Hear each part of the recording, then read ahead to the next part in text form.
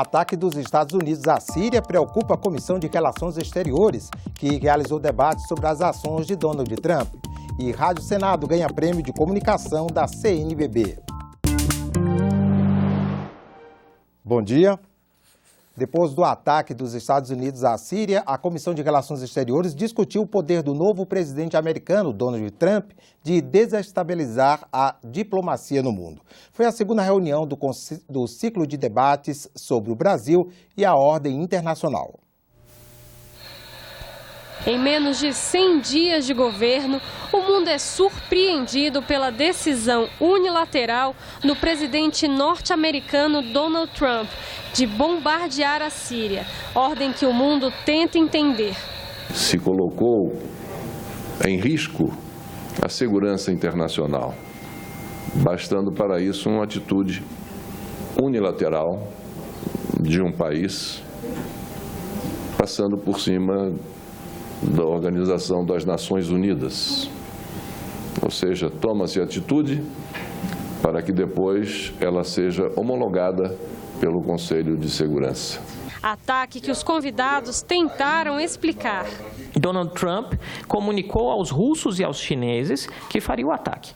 Creio que esse é um ataque muito mais discursivo do que, de fato, um elemento que gere algum tipo de hostilidade. É no campo estratégico militar, OTAN, Ásia, Coreia do Norte, Oriente Médio, que estamos diante de um poço de incertezas. Para o ex-ministro de Relações Exteriores, Celso Laffer, o novo presidente americano rompeu a tradição de uma política externa que, desde a Segunda Guerra, mantinha a posição de superioridade dos Estados Unidos.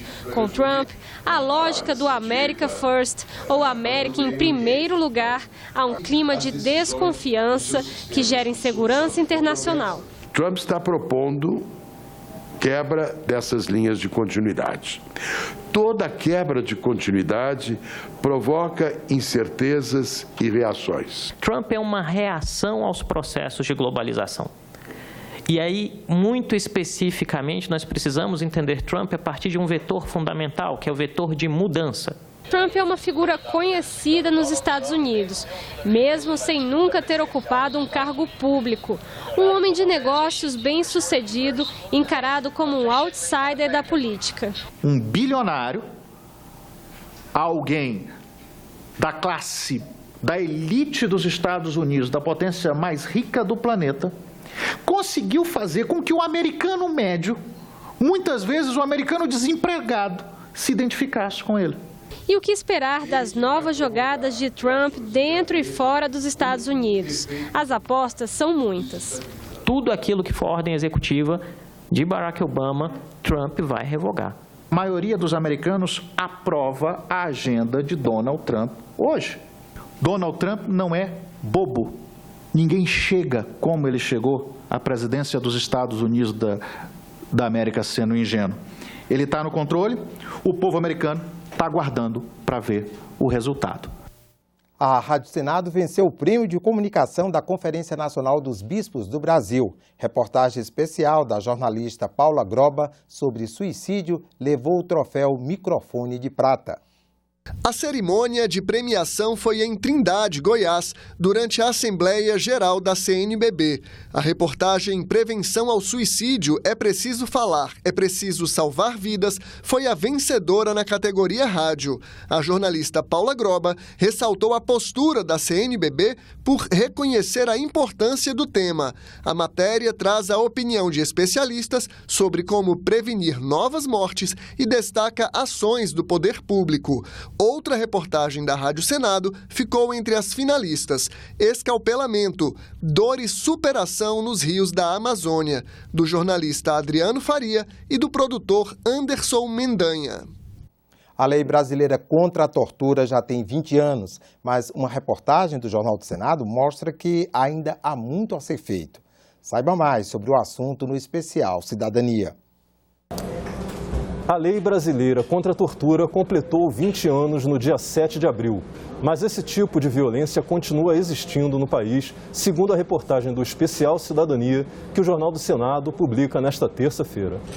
O trabalho mostra que a ONG Conectas Direitos Humanos denunciou à ONU que o sistema prisional brasileiro colabora para manter a prática da tortura. A ONG acompanhou 400 audiências de custódia no Fórum Criminal de São Paulo e constatou que os juízes não perguntam aos presos se eles foram vítimas de tortura, mesmo quando os presos estão visivelmente machucados. O especial Cidadania foi feito pelos mesmos jornalistas que produziram para a Rádio Senado o programa Bate Não Moço, que foi ao ar neste fim de semana. Os repórteres Larissa Bortoni e Maurício de Sante apresentam histórias de presos, menores apreendidos, policiais e a opinião de senadores envolvidos com a questão. O especial Cidadania é publicado todas as terças-feiras no Jornal do Senado, que pode ser assinado para recebimento diário por e-mail com um rápido cadastramento em senado.leg.br/jornal. Confira agora a agenda das comissões do Senado para amanhã desta terça-feira.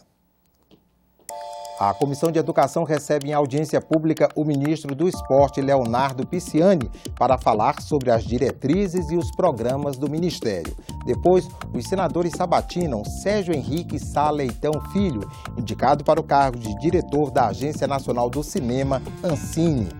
A Comissão de Transparência, Fiscalização e Controle e Defesa do Consumidor tem reunião para analisar requerimentos que pedem audiência pública. Entre eles, um debate sobre a resolução da ANAC, que permite às companhias aéreas cobrar pela bagagem dos passageiros. Na Comissão de Assuntos Econômicos, os senadores sabatinam Gabriel Leal de Barros, indicado para diretor da Instituição Fiscal Independente do Senado Federal, e depois analisam projetos, como o que destina ao Fundo Social os recursos públicos desviados por corrupção. 7 comissões mistas de medidas provisórias têm reuniões previstas para hoje, 3 só agora pela manhã. A da MP 754 faz audiência pública a partir das 9 da manhã para discutir as mudanças trazidas pela medida, que autorizou reajuste nos preços dos medicamentos a qualquer tempo, de forma excepcional, o que pode ser feito pelo Conselho de Ministros da Câmara de Regulação do Mercado de Medicamentos. A comissão mista da MP 756 deve se reunir às 10 horas para votar o relatório final dos trabalhos. A MP alterou os limites do Parque Nacional do Rio Novo, da Floresta Nacional do Jamanchim e criou a Área de Proteção Ambiental do Jamanchim, no estado do Pará. E a comissão da MP 758 tem reunião marcada para as 11 horas. A MP alterou os limites do Parque Nacional do Jamanchim e da Área de Proteção Ambiental do Tapajós, também no estado do Pará. As mudanças se devem à passagem da estrada de ferro 170 em fase de construção. A região também é interceptada pela BR-163. Ficamos por aqui. No decorrer do dia você acompanha outras informações nos boletins do Senado Agora ou na nossa página na internet, senado.leg.br/tv. Enquanto isso, continue assistindo a nossa programação.